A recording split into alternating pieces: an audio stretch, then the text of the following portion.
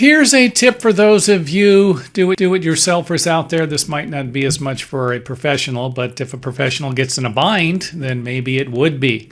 If you are going to be grouting porous materials, stone or brick, something like that, it's not a bad idea to use a grout bag. And you can see here the joints. You just simply fill them up, cut a little hole at the end. And this, of course, is a Ziploc bag. We can see it right there. Other bags will work fine. Sometimes you get some heavy-duty bags mailed to you, and all you need to do is cut a little notch in the corner of the bag and start filling the holes. Mix your grout, and there's the small little hole. And the hole you might need to adjust it. I've grabbed bags before and put the grout in them, and the grout doesn't come out. I've used this with cement too, and sometimes it's a nightmare. Sometimes the hole's going to need to be a little wider than you might like it, and the mix might need to be a little more wetter than you would like it to. You might need to add a little more water to it. But this right here, I had a pretty good mix here, something that I would have used on ceramic tile with a rubber float would have worked just fine. And everything came out and worked great. Kind of ended up with something like this. If you get a little spot, you might need to go back and fill it in. You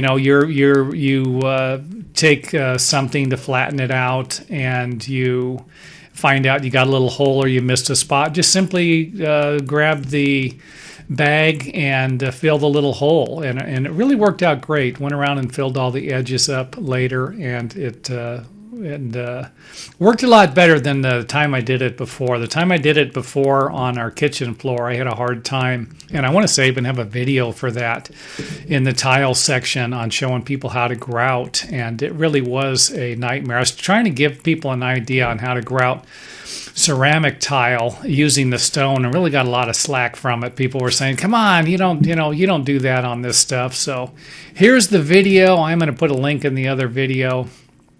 And before this video ends, show you how I did it. Actually get some live action footage here.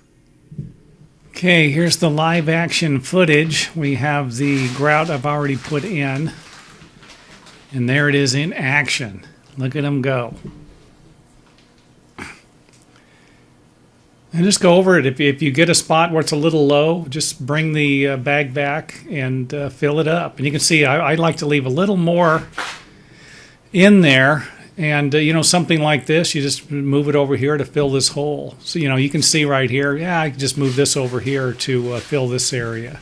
Really isn't that hard to do.